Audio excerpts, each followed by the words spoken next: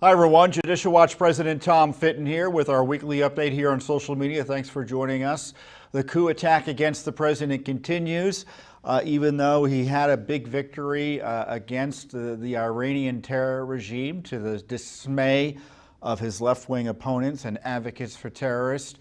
We have major new revelations on the Clinton email scandal, including the details of new emails recently uncovered by the FBI. On top of that, there are materials out of the page Strzok email files, further demonstrating the corrupt sham investigation into Clinton's national security and other potential crimes. And then there's Russiagate. We have documents out of the State Department showing that Clinton spy Christopher Steele's handler at the State Department was using private emails to send his reports along.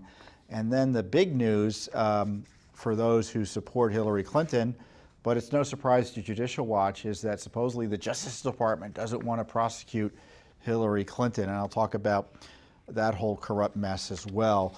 But there's so much going on. There's so much going on. I had to write myself a list here to make sure I covered all the topics. The big news this week is Iran. And the president killed Soleimani, the Iranian terrorist mastermind, one of the most significant terrorists in the modern era. And I mean Al-Qaeda, and I mean ISIS. In many ways, he puts them all to shame in terms of the carnage, both here and in South America, and Central in Europe, and of course in the Middle East he's been able to wrought. But like all gangsters, he depended on fear rather than strength to get to advance his terrorist agenda on behalf of Iran. And I have to hand it to President Trump for upending the 40 years of American administrations coddling and kowtowing and to the Iranian terrorist regime, and basically letting them get away with murder. And President Trump saw that this man was responsible for the death of at least one American contractor, was planning additional terrorist attacks, had recognized he could have been and should have been killed many years earlier, and authorized the strike that led to his demise. And the left went crazy, as the left often does with anything President Trump does. And of course, on top of that, they hate America. Too many of them do. So anytime America takes strong acts of national defense, they oppose that. And they thought it was going to be, or pretended it was going to be, World War III. And as I said last week, they seem to be even hoping for dangerous escalation by Iran. And instead, the Iranians launched missiles at a U.S. base in Iraq that had zero impact, thankfully, no casualties. And the Iranians made it be known that they were done, that was the conclusion of their retaliation, at least directly, for the death of its terror leader. So a big victory for President Trump, because he called the Iranian bluff. He exposed the Iran regime as a paper tiger regime that is fundamentally weak. And as I said, he almost revolutionized American foreign policy with respect to Iran. And so the left has been attacking him. They've been trying to constrain his ability to defend America and protect. And even after Iran attacked the United States, they tried to pass, or successfully passed in the House, a non-binding resolution that would attempt to restrict the president's ability to act in defense of the nation. But of course, it's a non-binding resolution, so it's just a lot of noise signifying nothing. But the president scored a significant tactical and strategic victory. So that's like kind of the big point. From Judicial Watch's perspective, as someone a group trying to get accountability for the corruption involved in the coddling of Iran, the president should authorize additional measures be taken here at home, meaning transparency about the Iran nuclear deal, transparency about John Kerry's collusion with the Iranian regime as a private citizen to undermine President Trump's policies. In fact, we sued for Kerry's communications and activities that the State Department might have in terms of his connections with the Iranian regime, his collusion. And the State Department came back to us and said, oh, they can't find anything. I think they gave us one document, a meaningless document. And obviously we dispute whether or not there are documents to be had, and we're going to be fighting with them there. But on top of that, we had been sued, I think we had sued the Treasury Department for details on the $400 million in cash. Now, I know the number's been bandied about, that the Iranians were given access to $1.8 billion in wealth. Well, the corruption, which is generally corrupt, I agree, but the nasty side of that was the $400 million in hard currency that the Obama administration, in the dark of night, transported to Iran. And when supporters of the president, I think Secretary Pompeo said that money ended up supporting the sort of missile attacks that we suffered through this week. The left went crazy, but it's factually accurate. Where else would this money be going to? And so we asked for details about that really outrageous act of sending cold hard cash to the Iranian terror regime, even though the Iranians, in theory, owed us money. Unbelievable. But the Treasury Department, under this president, under this administration, has given us the proverbial hand to the face. And I can't tell you how many issues that, especially related to Obama-era corruption, the deep state agencies are simply stonewalling the release of information. And I'll talk about the Clinton emails later, which is the most egregious example. For instance, we sued the State Department for documents on Joe Biden's extortion of the Ukrainian government to get that prosecutor fired who was investigating his son and Burisma, the company on which his son was a board member. Now, you may recall, it's been out there, if you haven't seen the video, you should watch it. Biden, proudly talked about how he told the Ukrainian government, we've got $1 billion in aid, you won't get it unless this guy's fired. And by the way, he implied that Obama knew and approved of this extortion scheme. Of course, he didn't call it extortion, but he essentially was talking about it as if it were. So we sued for documents about the firing of Strzok, about what the State Department knew and when. Because we also know, thanks to in many ways, Keystone Cops impeachment charade that went on in the House, that incredibly the coup cabal trying to take out President Trump provided more substantial evidence that the Obama administration was concerned about Biden and Ukraine and its conflicts of interest there. So we've been asking for the documents. We asked, I think, back in September of last year. And to date, we still haven't gotten any information. We've had to sue. We still haven't gotten any information. And the State Department told us, I think either last week or the week before, one of our attorneys told me, that they had not even finished searching for the records and won't be able to finish searching for the records until the end of January. So the State Department for, September, October, November, December, January, plus 4 months, and they haven't searched for any records or completed a search for records on one of the biggest corruption stories in the last few years, which is the Biden connections to Ukraine. Secretary Pompeo needs to get on the ball here, don't you think? So isn't it coincidental that these records won't even begin to be produced to us? So when they say they haven't searched for the records, that doesn't get us the records. Once they search for the records, they then slow walk them out to us because they, quote, have to be reviewed. And they start blacking out things and consulting with other agencies to make sure their interests are protected and nothing classified is released. And they start withholding material to protect the interests of the government decision makers because they don't want any information to come out that will chill government deliberations. That's the torturous process we have to go through to get these records. So what I would do if I were the president, I would order these agencies to start releasing the records en masse. This is the federal government. They have, practically speaking, especially compared to little old Judicial Watch, infinite resources to review and release records. So when they say they can only search for records in months, they can only release records in years, that's purposeful obstruction and stonewalling. That's excuse making. Those are not reasons, especially in matters of grave public importance. And the deep state's approach and the left media complex's approach is that if the target is of public inquiry is someone they like politically, whether it was Hillary Clinton in 2016 or Joe Biden this year, they should be immune from scrutiny. And certainly the State Department is full of partisans who don't want to see President Trump reelected, so you can bet they're slow walking the release of information.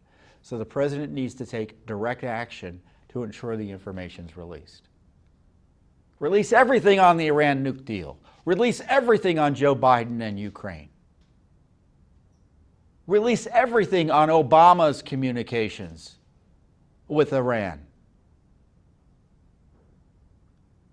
Release everything on why the president had a good faith reason to ask about Ukrainian corruption. That means expose what the Obama gang was doing to try to destroy him in league with the Ukrainian government in 2016.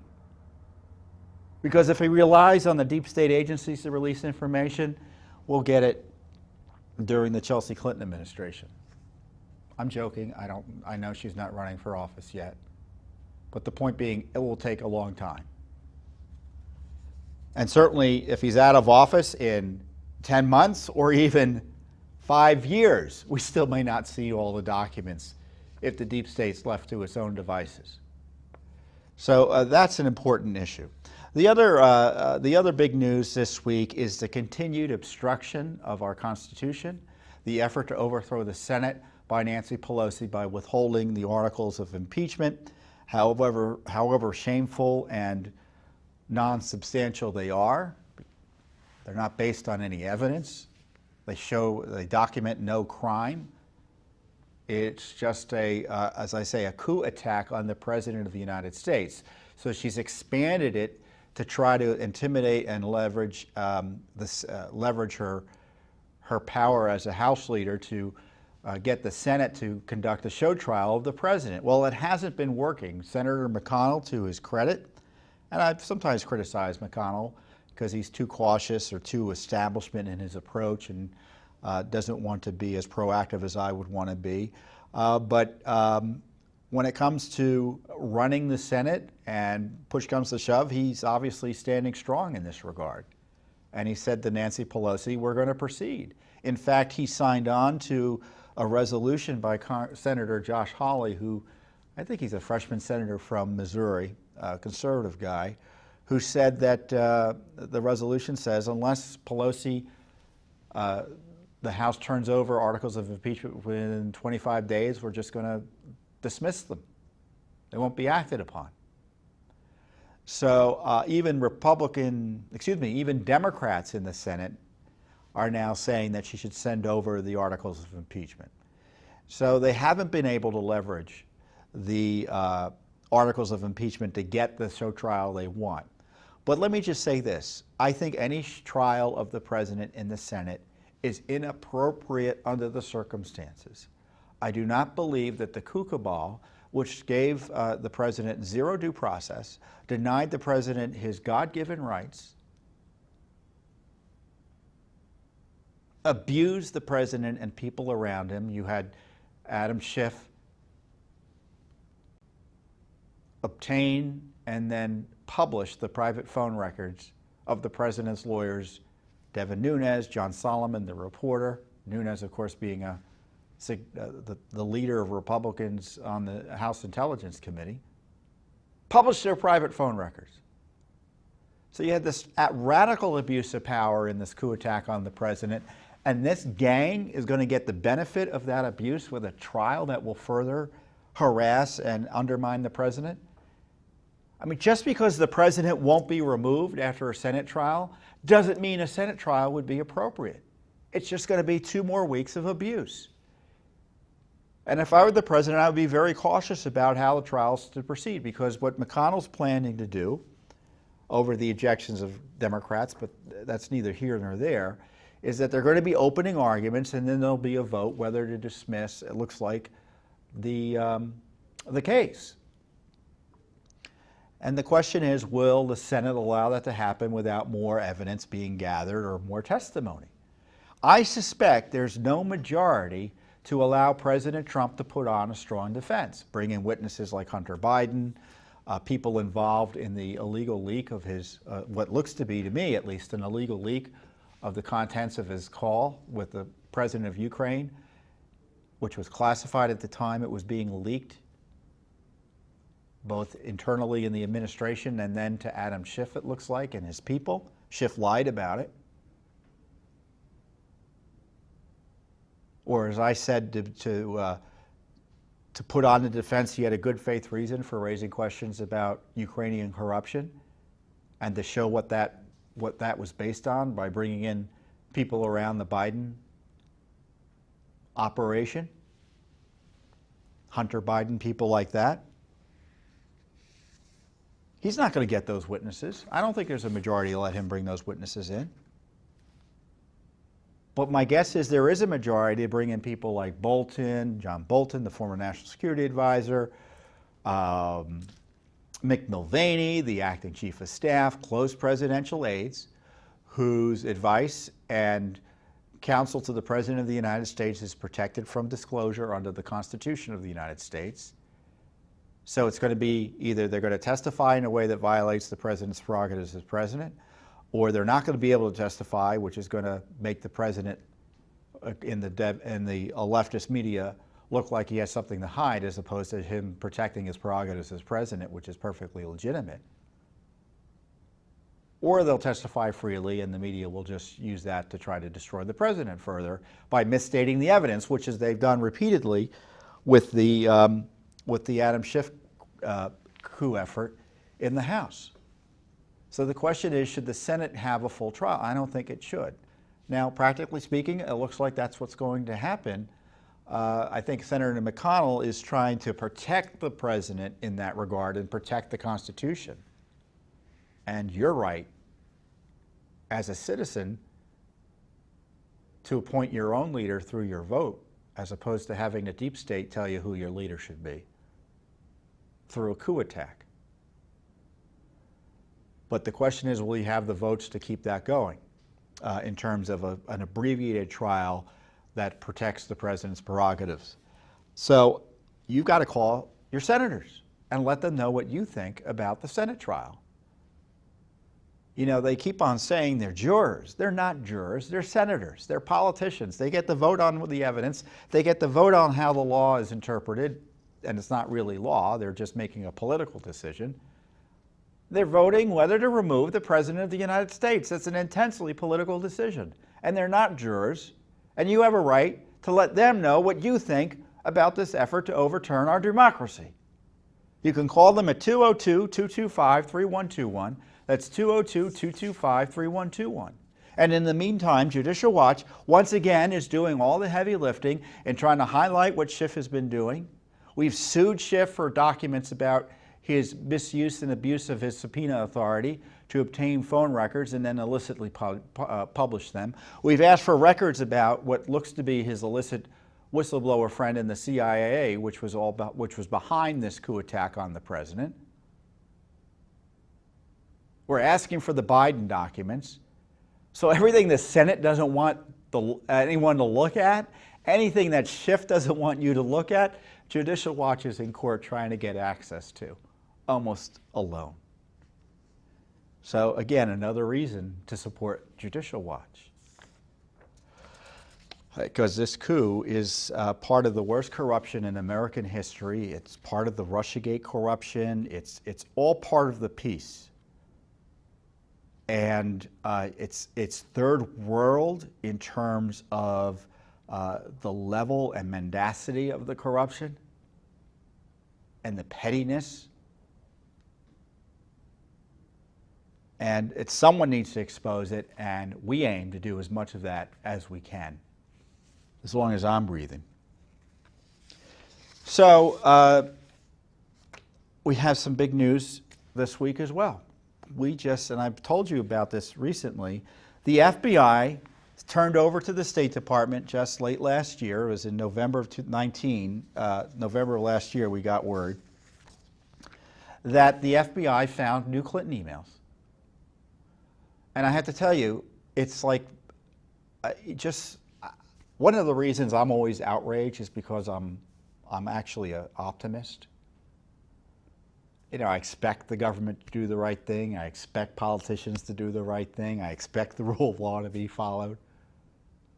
And I'm always disappointed. That's why I'm outraged. But because I'm an optimist, not because I'm a pessimist. If you're not outraged, it means you're too cynical, I think. And in the case of this, I'm outraged. We have been through years of litigation with the State Department, years of litigation with the FBI, and they told us they have done everything they could to find all the Clinton emails, and everything they had turned over to the State Department, and everything the State Department could turn over to us, they did. And that was been shown to be false time and time again. First in 2018, they said they gave us everything they had. Of course, they've withheld information, including, for instance, the emails Barack Obama and Hillary Clinton exchanged, 19 of which we have no clue what's in them. But then again, they say, oh, we found more emails in early 2019, one or two more emails. Oh, well, so much for the promise to us in the court. They had turned it all over. And then in November 2019, they turn over a bunch of emails to the State Department. The FBI does. Remember, the FBI was out there trying to find the emails that Hillary Clinton had tried to delete or otherwise hide from the American people. They've been only able to recover, as best we can tell, 5,000 of the 33,000 that she deleted or hid. So that means there are 28,000 emails that Hillary Clinton got away with destroying. And we know of the 5,000 that they've turned over, it includes classified information and other government documents, because which shows Hillary Clinton's false statements, to put it charitably, where she said that all those emails were personal. Yoga, wedding planning, and things like that. They were not. They were classified, some of them. So the FBI magically finds new Clinton emails. We were in court a few weeks ago. The Department of Justice attorney couldn't explain to the judge, in that case, how, why, and how, and all that. The FBI found them. So it's magic as far as we're concerned. So the State Department reviewed the emails, and they supposedly just gave us the new ones, although we don't know if this is all that we're going to get. And it's 13 new emails. It includes classified information.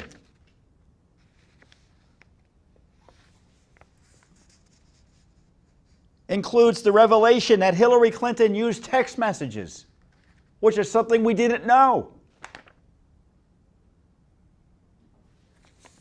Classified information. Tony Blair sends her an email, redacted as classified. Her assistant secretary at the time for Near Eastern Affairs, the Middle East, sends her an email about a meeting with the Lebanese prime minister to talk about Syria and other issues in 2011. Classified. Why is this important? It's a national security crime to keep classified information on unclassified systems. Intent or no intent. And of course, we have all the evidence that she was warned and did it anyway, so there's evidence of the intent. Either way, it's a crime. And then you get the confirmation from her top aide, Yuma Abedin. She sends Clinton an email. I sent you a couple of text messages, which is the first time we found out that she was using text messages to conduct government business. We haven't gotten any Clinton text messages. We've asked for Clinton communications every which way we can. No text messages. So now the Clinton email scandal just got a whole lot worse. It's now become a Clinton text message scandal.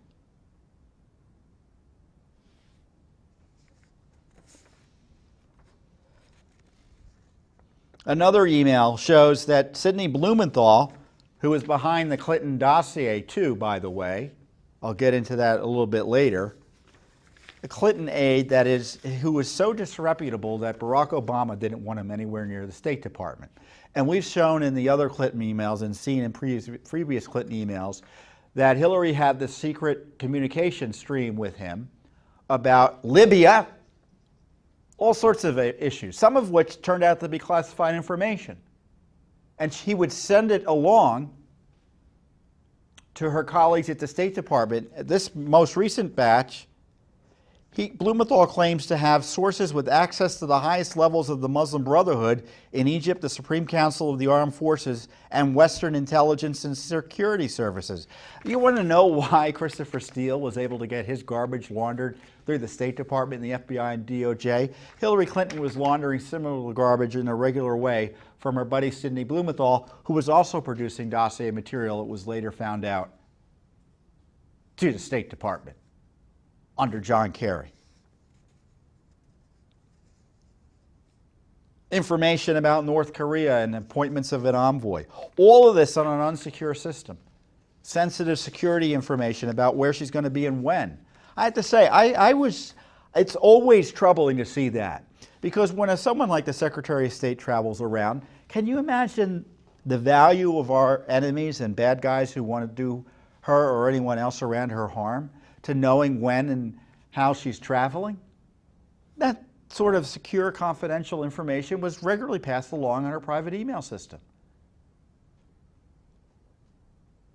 That almost for sure, if the Justice Department were honest enough to do a complete investigation, was compromised from the get-go by foreign governments. Judicial Watch found evidence that the Russians had already hacked her system. DOJ didn't want to do anything with it. The FBI, Peter Strzok and company didn't want to do anything with that. Because you know why they didn't want to do anything with that? To acknowledge that her system was compromised by foreign governments or state actors would heighten the damage done to the national security of the United States as a result of her leaving classified information on the equivalent of an internet public park bench. It's harder to give her a pass from prosecution if we know foreign nationals are getting access to her info. That's why the Justice Department and FBI didn't want to do anything.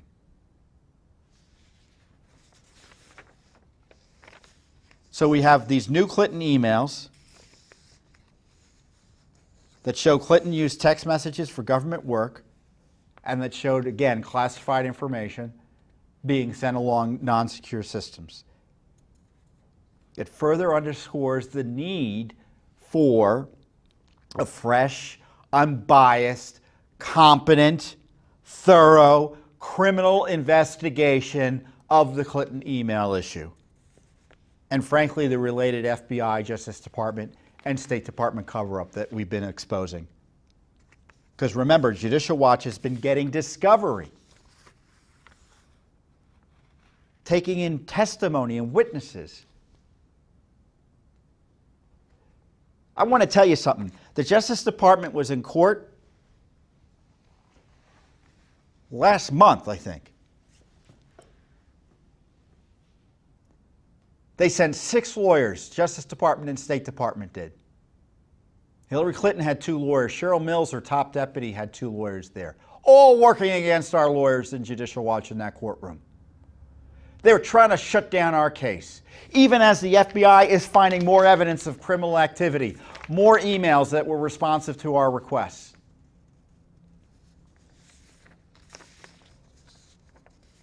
It's even worse than that, because in our litigation, the Justice Department is coordinating with Hillary Clinton's lawyers against Judicial Watch.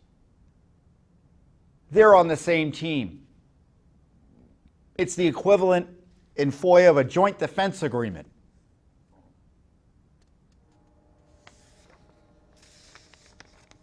I don't know why Attorney General Barr allows that to go on.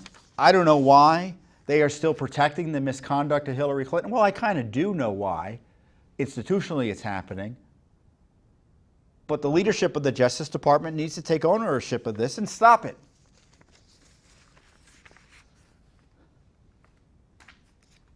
The news this week out of the Washington Post, unsurprisingly, this is the headline: Justice Department winds down Clinton-related inquiry once championed by Trump. It, quote, it found nothing of consequence. Well, let me tell you this. I told you the Justice Department was never really investigating this. Nothing's been going on. I tweeted out in response to this, a non-investigation, unsurprisingly, leads to non-prosecutions. From the Washington Post, the Justice Department inquiry launched more than 2 years ago to mollify conservatives clamoring for more investigations of Hillary Clinton has effectively ended with no tangible results, and current and former law enforcement officials said they never expected the effort to produce much of anything. I told you that from the get-go. You may think this is the liberal Washington Post, but that's the truth. Sessions appointed John Huber, the U.S. Attorney in Utah, to, quote, review whether to recommend a further investigation of these issues. He wasn't doing an investigation. He was looking at some documents, reading newspaper articles. I don't know what he was doing. He never talked to Judicial Watch.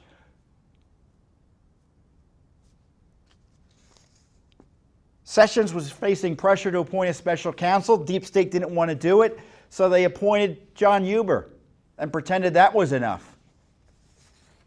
As part of his review, Huber examined documents and conferred with federal law enforcement officials in Little Rock who are handling a meandering probe into the Clinton Foundation, people familiar with the matter said.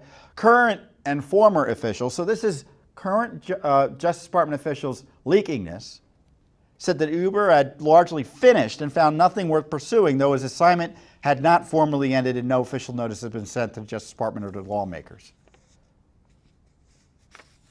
Sessions did not appoint a second special counsel, but weeks later sent a letter to Huber telling him to, quote, as I said, review a wide array of issues related to Clinton.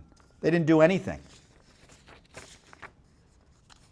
It was a sop to try to distract conservatives on the Hill who are outraged, to distract the president who was outraged, who had run on holding Hillary Clinton accountable. It didn't ever distract the Judicial Watch. We knew nothing was happening. From the start, this shows you the cynicism of the deep state. If I were the president, I would call in the Attorney General and ask what's going on here. But from the start, senior officials inside the Justice Department viewed Huber's task as unlikely to lead to anything of significance beyond appeasing those angry lawmakers and the president. They're treating the president like a joke. We didn't expect much of it, neither did he, said one person familiar with the matter, who, like others, spoke on the condition of anonymity because of persistent political sensitivities connected to the 2016 election. Of course, it's an ongoing criminal matter, in theory, so it's illegal for them to be talking about it. And as time went on, a lot of people just forgot about it. Boy, they're treating you like suckers, America. What the president should do is appoint a special counsel outside the Justice Department, outside the FBI, to investigate Hillary Clinton. And first of all, I don't know if this is true, but it sounds true because I've seen no evidence Huber's doing a serious criminal investigation.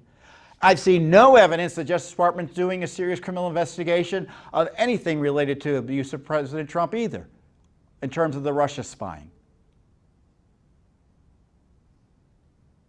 The president, to the degree he is doing this, I don't know if he is or not, is making a mistake if he's relying on the Justice Department to investigate itself, the FBI to investigate itself, because as I highlighted here, the Justice Department is defending Hillary Clinton in federal court, and we're supposed to be surprised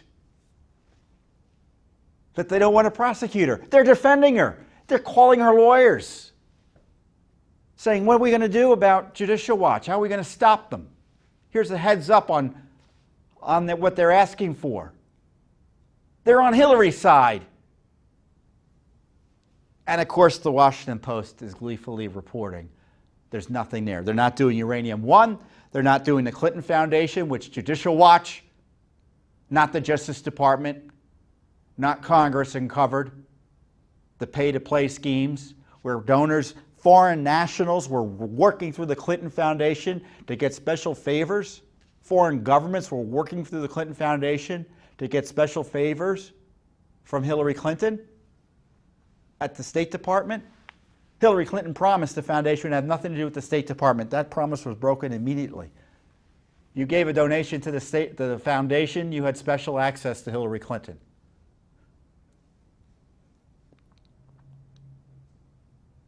Now I'm upset about this, but I've been upset about it for a long time because I knew nothing was going to happen.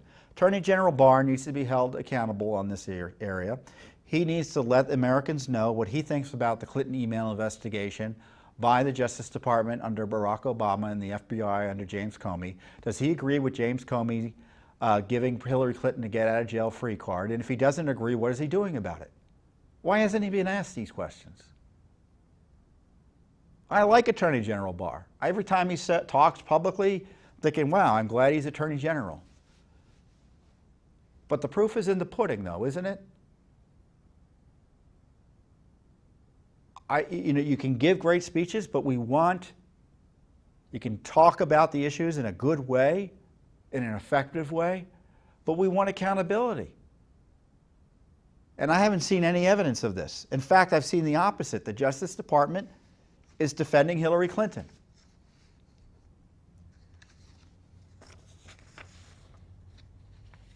We have more information about the corruption there, more reason for the Attorney General to reopen the investigation or the President to appoint a special counsel. News Strzok page emails reveal DOJ special treatment of Clinton lawyers.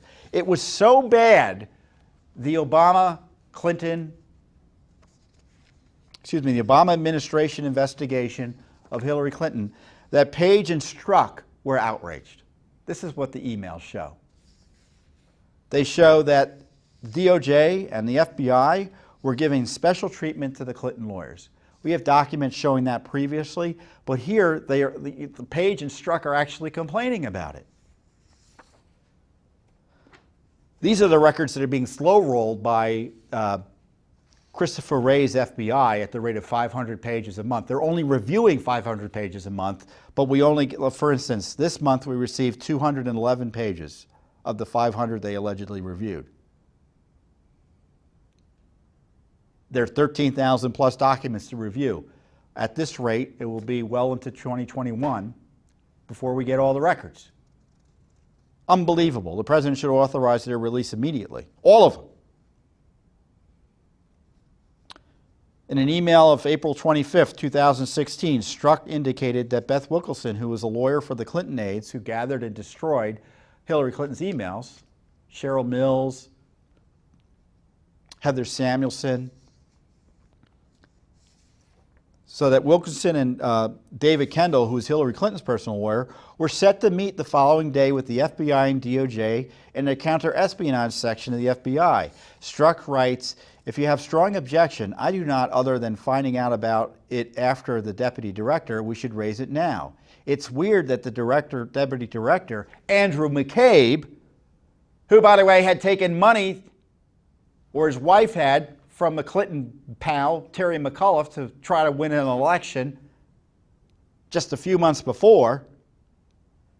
It's weird that he's the first to know. When did that become the norm?" Strzok replies, "Since the butt hurt, I think there's some passive-aggressive stuff going on, whatever." Actually, that's one of his colleagues that replied, "It's weird. When did that become the norm?" They all knew something was up. It's unusual for lawyers, for people under putative criminal investigation, to get meetings with the deputy director or be involved with the deputy director of the FBI. On May 11, 2016, Strzok submitted a Wilkinson negotiation timeline. Remember, Beth Wilkinson had access to these laptops of Strzok of Mills and Samuelson. Remember the laptops that the FBI promised to destroy after they looked at? Again, more special favors for the Clinton gang. In the email, Strzok lays out specific negotiations, unspecified negotiations that had taken place between the FBI and DOJ and Wilkinson. Strzok noted that we will have spent 34 days waiting for opposing counsel, Hillary gang lawyer, to make the initial step of any tangible offer, about which we have no idea if it will be anywhere close to what we have been specific about. So they're getting slow rolled by a lawyer for two lawyers who destroyed emails that the FBI needed and Justice Department wanted, state Congress wanted, responsive to court orders. Now compare and contrast how they handled that. Basically they caved to everything Wilkinson wanted. And what they did with Paul Manafort and Roger Stone, where they raided their homes because they thought there was something weird going on with the slow rolling of information or withholding information. Remember, at this time, the Justice Department, according to the IG report, was breaking every law under the sun. I guess the IG report didn't say that, but it basically did, if you interpret it right. They were breaking every law under the sun to harass and spy on President Trump while bending over backwards in the face of rather evident obstruction of justice by Hillary Clinton and her minions.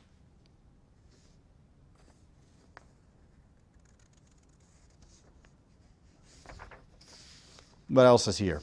April 13th, 2016. Strzok emailed Priestap, who was the top official, senior FBI agent running this operation, and expressed concern about the content of the Baker-Wilkinson contact. Who's Baker? Baker is the top lawyer of the FBI who's talking to Hillary Clinton's aide's lawyer, Beth Wilkinson. We've talked about that before. James Baker was general counsel. Strzok told Priestap, to the extent you can ask what Jim's contact was and ask that the investigative team be kept abreast of contact with our DOJ counterparts, I would greatly appreciate it. Strzok forwarded the note to Page. You still think I don't have reason to be angry? So Strzok and Page are angry about these secret meetings the general counsel for the FBI is having with Beth Wilkinson. I got to hand it to Beth Wilkinson. She was a good lawyer for her clients, huh? Getting those meetings with top levels of the FBI, getting the attention of the number 2 of the FBI.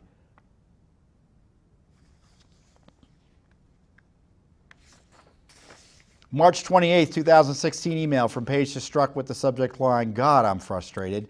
Page appears to refer back to a large FBI DOJ meeting at which Beth Wilkinson asserted a privilege over the Clinton lawyers sorting and deleting Clinton emails.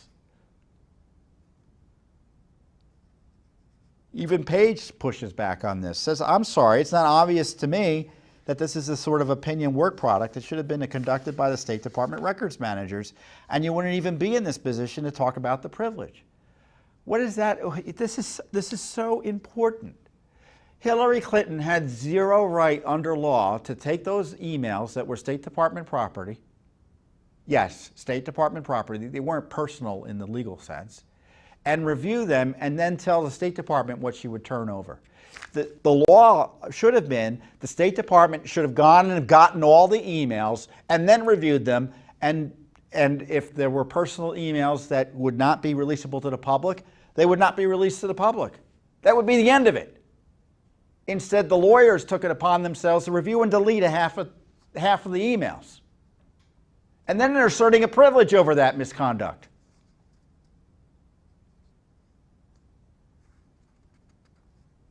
Page ends the email saying, I am irritated. It's all in caps. And Strzok responds saying, I'm irritated too. This is interesting. So during this time period, Judicial Watch is conducting discovery. We're talking to Cheryl Mills. We're talking to Yuma Abedin. We're talking to State Department officials, putting them under oath. And every time it seemed we were getting a decision that we would get to talk to witnesses, the FBI would leak out, say, oh, well, we're talking to witnesses too, because they were embarrassed because evidently the investigation was going nowhere. Well, now we know it was going nowhere because it was wired.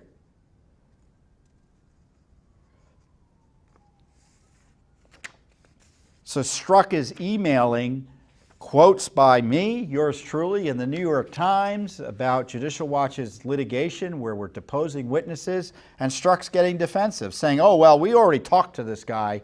I mean, he had a minor role. We talked to his supervisors. Well, we were talking to his supervisors too. But it also shows you the importance of why you need independent groups doing these investigations. Because, as I've been long saying, I'm convinced there would have been no even pro forma FBI investigation of this but for Judicial Watch being granted discovery, because they didn't want these witnesses to come in and say, oh, well, I didn't talk to the FBI. The only reason, or a large measure, a large part of the reason the FBI was doing anything about Hillary Clinton was A, because we exposed the corruption and cover-up to begin with, and B, a federal court judge, in that case Judge Sullivan, we have new Judge Lamberth granting us additional discovery, had granted us discovery to uncover what went on. So the FBI was following our lead, or at least had to start interviewing the witnesses.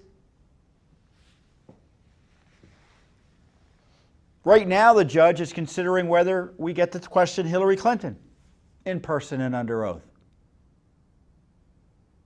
And we're being opposed by the Justice Department, the State Department, and of course Hillary Clinton's lawyers. I want to emphasize that. The Justice Department is opposing Hillary Clinton having to answer questions under oath about her emails, and yes, this case is also about Benghazi. You think Benghazi is yesterday's news? Of course you don't. If you're following Judicial Watch, you think it's an important issue. And you can see with the Iran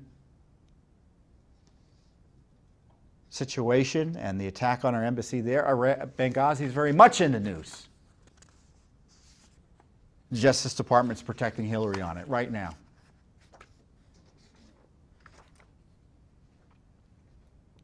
And I have to say, I know I'm president of Judicial Watch, so it may not surprise you that I love Judicial Watch. But as a citizen, as being objective as possible, I love Judicial Watch. I think the work we do, the work Judicial Watch does, again, as president, of course I'm going to say this, but as a citizen, I mean it sincerely. It's some of the most important work being done in Washington, D.C. today in terms of holding the government to account.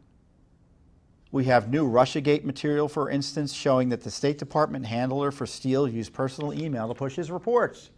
Christopher Steele, the discredited spy, pushing garbage information designed to destroy and justify illegal spying on President Trump, paid for with monies from the Clinton campaign, the Democratic National Committee, and you, the taxpayer, under Barack Obama's FBI,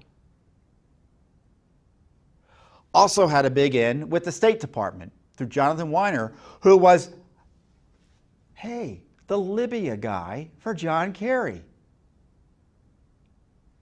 What's he doing involved with Russia? Well, he's a buddy of Steele. And the documents we have today, or I'm talking about today, and we've previously disclosed, Steele was sending reports to the State Department all the time. And Weiner was his handler, as I say.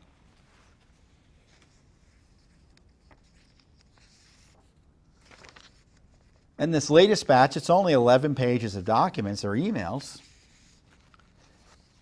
show in October or December 2014, his colleague suggests to him, Jonathan Weiner, that he, quote, flip reports from Steele's firm, Orbis Business Intelligence, to a more secure email system, given our ongoing concerns about security of OpenNet. And by the way, this is just as the Clinton email scandals being, well, I don't think we knew about the Clinton email scandal here, but it shows you what the State Department's approach was. Weiner responds, flipping to the high side, meaning putting it on a classified system, will result in delays whenever the reporting takes place, and I'm out of the office, which includes weekends, plus when I'm overseas. Victoria Nuland, the bosses of them all, let's do high side. So she says it's got to be done. Weiner replies that he would have his assistant, Nina Miller, send them to you on my behalf high side. I will send them to her from my non-state email account, not copying myself. She will then send them to us. You know who they're coming from. So even from the high side from here, I will just refer to them as O reports and strip out any identifying information as to sourcing. So he's being told we need to classify these reports, and his solution is to launder them into the classified system by using his unsecured personal email account to conduct government business to get them done. Incredible. Why is this Weiner guy important? He later helped write parts of the dossier with Steele, with other Clinton, Sidney Blumenthal, who I told you about earlier, Sidney Blumenthal, the Clinton hack. He compiled all this information and literally wrote part of the dossier that Steele was able to share with, I forget whether he directly sent him to the FBI and DOJ or whether he had Steele do it. Either way, the State Department was actually helping create Steele's dossier, or addendums to it, whatever you want to call it. Weiner also talked to the Russian political officer of the Russian embassy a month before the inauguration on Russiagate. This guy was out to get Trump, and he was working with Steele and the Clinton gang hand in glove. And guess what? It's no surprise that he didn't want to talk to the IG investigating this. Isn't it incredible that Judicial Watch is the one investigating the State Department's role, which is enormous in the effort to destroy President Trump through this illegal spying on him and the Russia smear operation? Congress isn't doing it because the documents we show that Congress was implicated in it. The Obama State Department was shepherding classified information into Congress just before the president was inaugurated to try to destroy him. But it's Judicial Watch doing all of this. Thank God for Judicial Watch, huh? We wouldn't know about it. I don't know what Durham's doing. Did Weiner testify before a grand jury? I doubt it. What's going on here, folks, is that the Justice Department is not doing a serious investigation of Spygate. There's no evidence of it.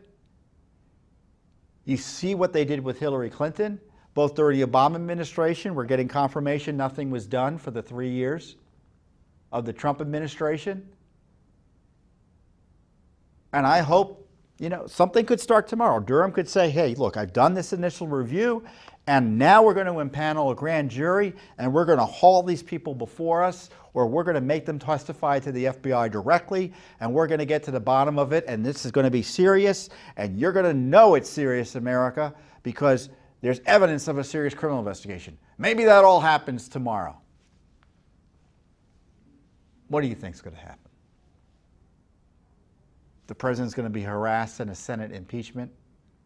Those behind it were involved in illegally spying on him.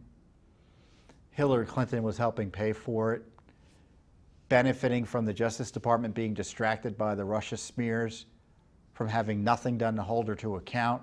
The Justice Department is still prosecuting her.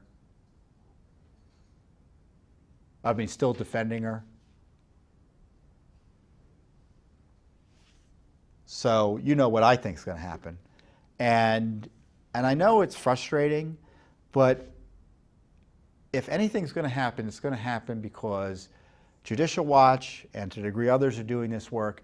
It's because of our pressure, our work forcing the information out there, our independent lawsuits against people like Adam Schiff trying to hold him to account. Otherwise, nothing's going to happen. So to a degree, anything's going to happen positively. Our work, I think, may not be sufficient, but it's certainly going to be necessary. And what else is going to be necessary? You need to let your elected officials know what you think about these corruption issues, what you think about these transparency issues. Write your letters to the editor. Let your friends on Facebook know. Educate them about what Judicial Watch is finding. I don't just come on to fulminate. I talk about documents that we've uncovered as a result of our legal heavy lifting in federal court.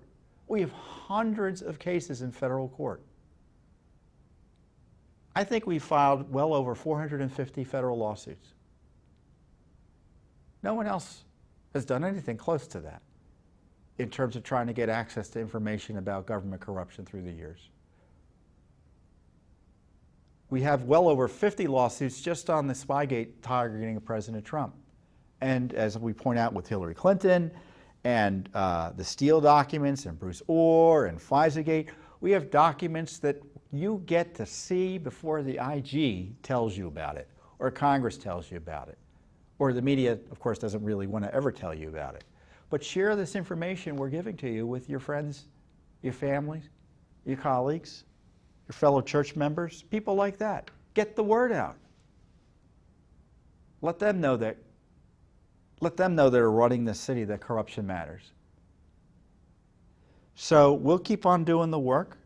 We'll keep on doing it whether or not the Justice Department does it, whether or not Congress does it. The Justice Department's on the other side of many of these issues. Congress obviously is out to lunch. We're part of the corruption. Again, this is why I love Judicial Watch. So thank you for joining me this week, and I'll see you next week here on the Judicial Watch Weekly Update.